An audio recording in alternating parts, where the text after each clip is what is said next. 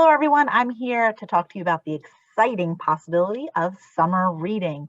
Talk to you a little bit about what's on my summer reading list, what should be on your summer reading list, and of course, all the great other summer reading things you can do this year in the summer of 2022.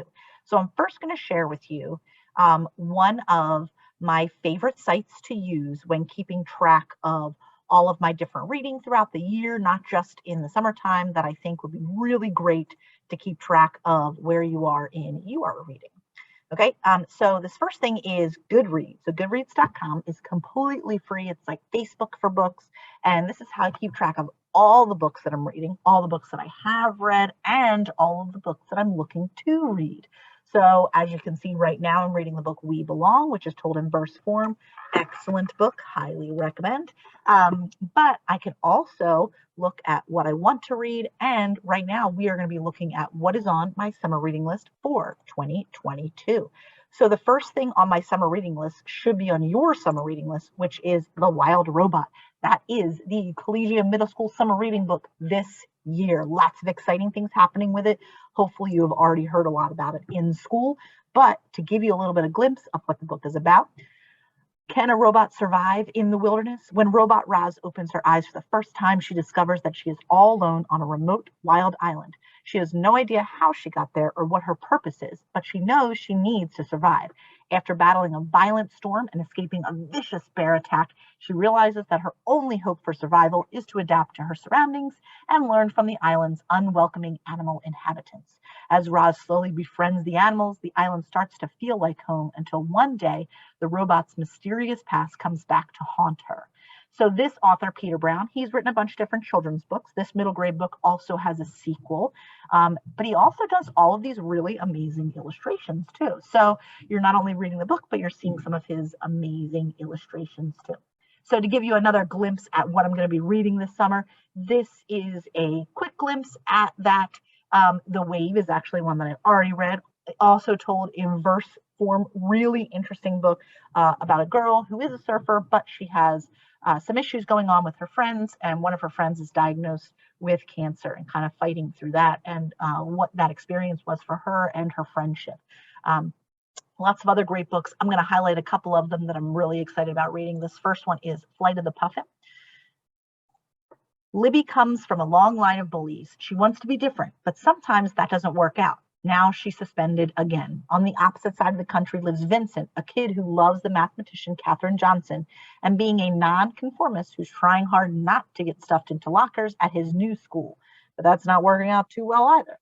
Nearby is T, who couldn't take living at home anymore and is determined to survive on a rainy sidewalk. And then there's Jack, a big-hearted kid so engaged in the fight to keep his small royal school open that he's lost focus on the ones who need him most. 4 kids, 4 different lives, and then one card with a message of hope takes flight and starts a chain reaction, helping each kid summon the thing they need, whether it's bravery, empathy, or understanding. But best of all, it makes each one realize they matter and that they're not flying solo anymore. So it's a realistic fiction book. Again, it is a middle grade book. Really excited about this one. And another one that I'm excited about is actually a nonfiction book by scientist Temple Grandin. What are the aerodynamics of skipping stones or the physics of making sandcastles? Do birds use GPS to navigate their migratory routes? In this book, Dr. Temple Grandin, an inventor and world-renowned scientist, introduces readers to geologists, astrophysicists, oceanographers, and many other scientists who unlock the wonders of the natural world. She shares her childhood experiences and observations, whether on the beach, in the woods, working with horses, or gazing up at the night sky. This book explores all areas of nature and gives readers the tools to discover even more on their own.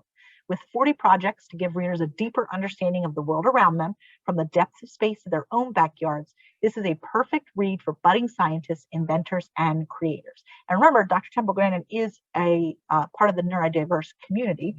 She is on the autism spectrum and has accomplished so many great things in her life. And this book is just one tiny thing in the great world of accomplishments she has. Okay. And one more book I wanted to point out to you was Last Night at the Telegraph Club. 17-year-old Lily Hugh can't remember exactly when the question took root, But the answer was in full bloom the moment she and Kathy Miller walked under the flashing neon sign of a lesbian bar called the Telegraph Club. America in 1954 is not a safe place for two girls to fall in love, especially not in Chinatown. Red Scare paranoia threatens everyone, including Chinese Americans like Lily. With deportation looming over her father, despite his hardworking citizenship, Lily and Kath risk everything to let their love see the light of day. So this is a young adult book. I'm really excited about this, especially during Pride Month, the month of June. This is a book that actually has been on my list, I feel like, for a long time, since last year. And I'm excited to actually put it on my reading list this summer and read it. So another thing that's great about GoodReads is that you can rate all of the books that you are reading. You can keep track of the books that you are reading. In other words, like if you make it 54 pages in, you can talk about your progress. You can put quotes in. GoodReads is a great free site for all things books. And you can also discover new books. So if I wanted to, I could click on any one of these and it would give me a list of other books that kind of fall into that same category, right? And that's the great thing about GoodReads. All right, the last thing I want to talk to you in regards of summer is, of course, the Chester County Library has their own summer reading programs, and these are for any of the Chester County libraries. So it's not just the one in Exton. It could be one in Westchester, Downingtown, Coatesville. All those different libraries are having summer reading programs all under the theme of Oceans of Possibilities. So registration begins on June 6th.